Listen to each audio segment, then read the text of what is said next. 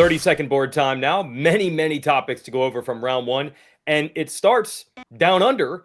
The Lawrence brothers have won pretty much everything they've entered this year, but that was not the case. They probably collectively had their worst day of the year combined here at this opener.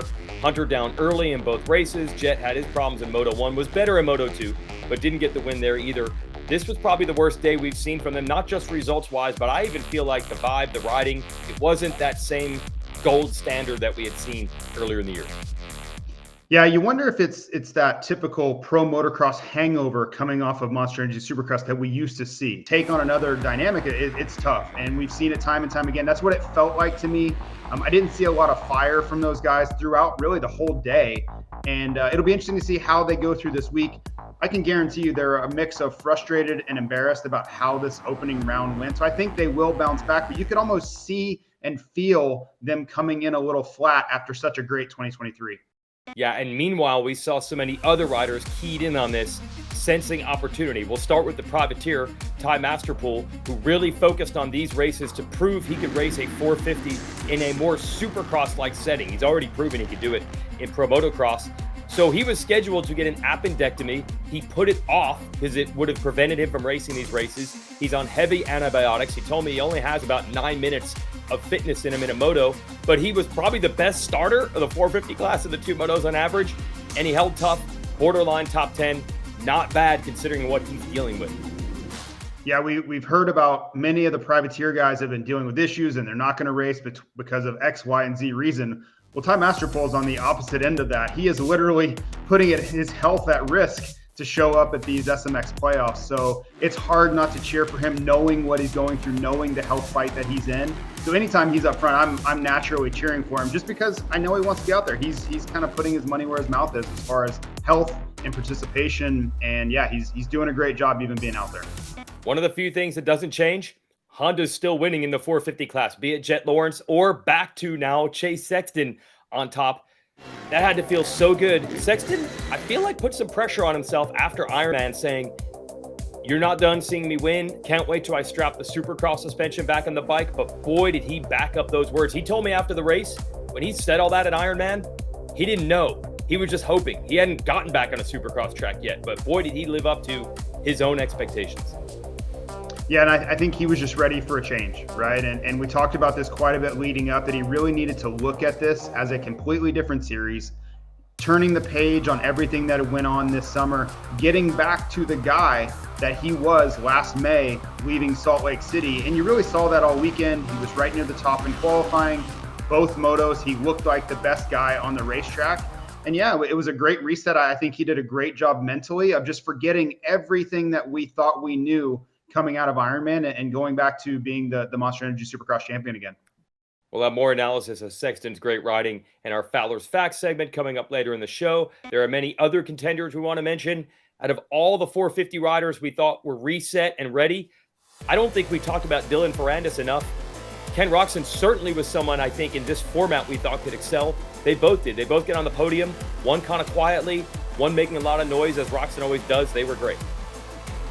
I think Kenny had a little bit more noise around him because we knew he would be ready. He really excels in these types of events, but Ferrandis kind of came out of nowhere. To say that Supercross has been a struggle over the last couple of years would be an understatement, but you could tell that he's comfortable with the motorcycle, and that seems where everything stems from with him. If he's comfortable and things are right, you're going to see a very potent Dylan Ferrandis, but if something's wrong, he's not comfortable, I think he allows it to affect him more than some of the other guys, and his results really slide because of that. But man, he proved this weekend that when things are good, he can ride with the best in the world. Yep. And Roczen did mention on the podium there that a little bit of a sweat issue in the goggles hurt him. He didn't say that he would have beaten Sexton and Lawrence if that hadn't happened, but we might even see better from Roczen going forward. One other rider I want to mention real quick is Tom Vial, who battled for the 250 win, and he's showing his versatility, and that is key because this SMX track, to me, that was the star of the show.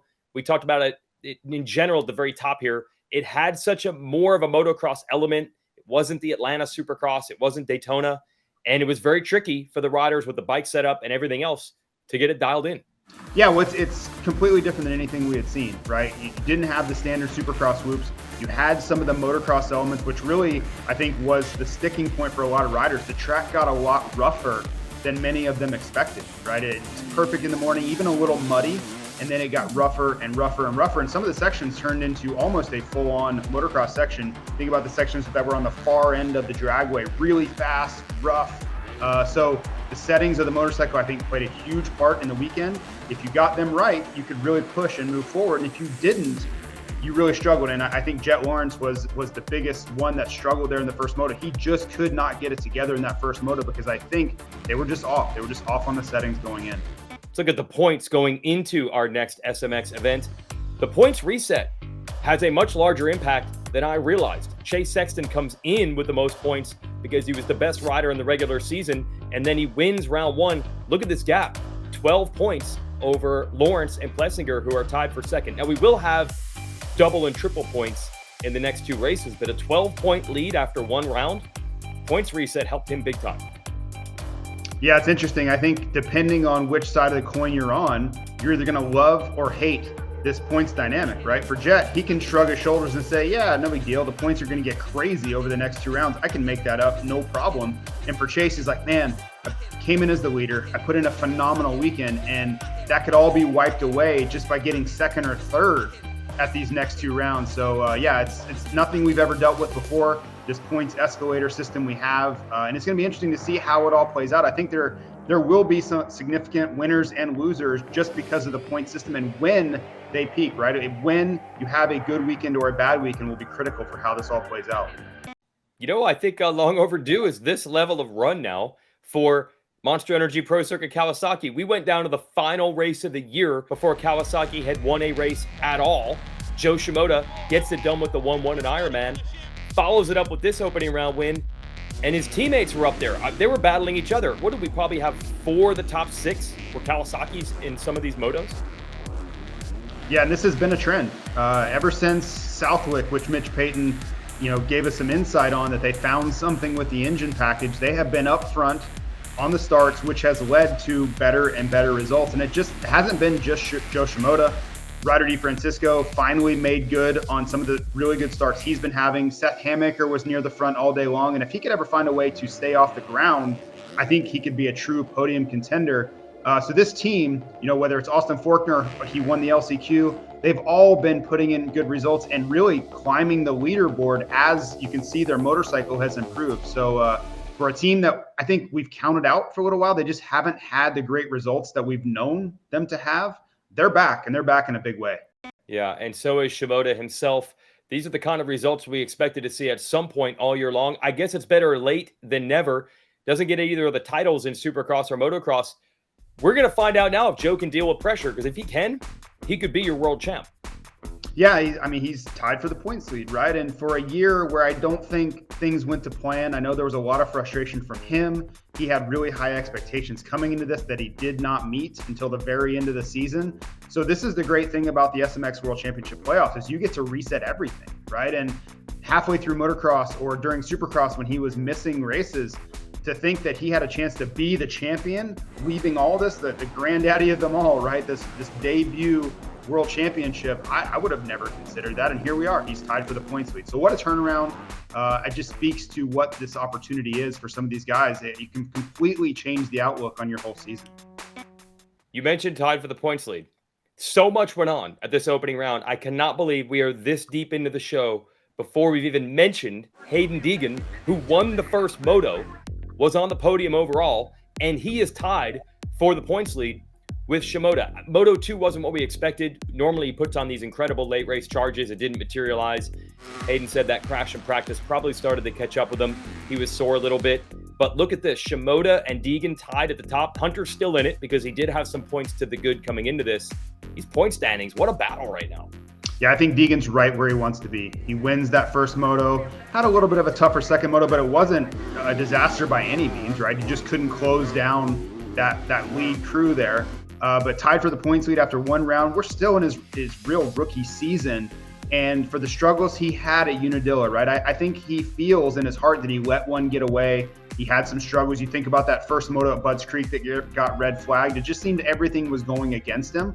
Well, guess what? Now's the time. You can right all of those wrongs over the course of the next 2 weekends and walk out of here just like Joe Shimoda can with the world championship here. And what I like about this more than anything else, everyone was guessing going into Charlotte, and I don't know if much of what they learned can apply. I think it's going to be maybe 90% as much guessing coming into this weekend with a totally different type of track, Chicagoland Speedway. JT, you can show us what this is like, but this track is much bigger. It's in the NASCAR high banks and oval, not inside the drag strip. And the vibe, people are saying, is it might even have more of a motocross feel. So take us through it. Yeah, so when we were leaving Charlotte, I just immediately went to this track map just to kind of think about what this weekend was going to be like, because I think Charlotte caught a lot of people off guard. And you look at the Chicagoland Speedway layout, it's vast, it's really long.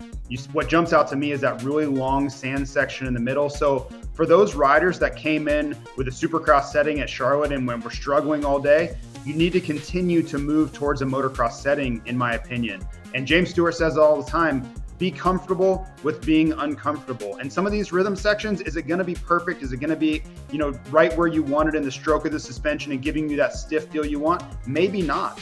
But you'll be able to go so much faster in some of these sections towards the end of the speedway. There's really fast sweepers. They're going to get rough. That's what they want. The track workers are trying to make it a hybrid between supercross and motocross. And I think where the pendulum is swinging towards the motocross side of this much more than last weekend even. So I would be thinking motocross setup. I would really want to have my bike as plush as possible to allow me to charge this racetrack in Chicago.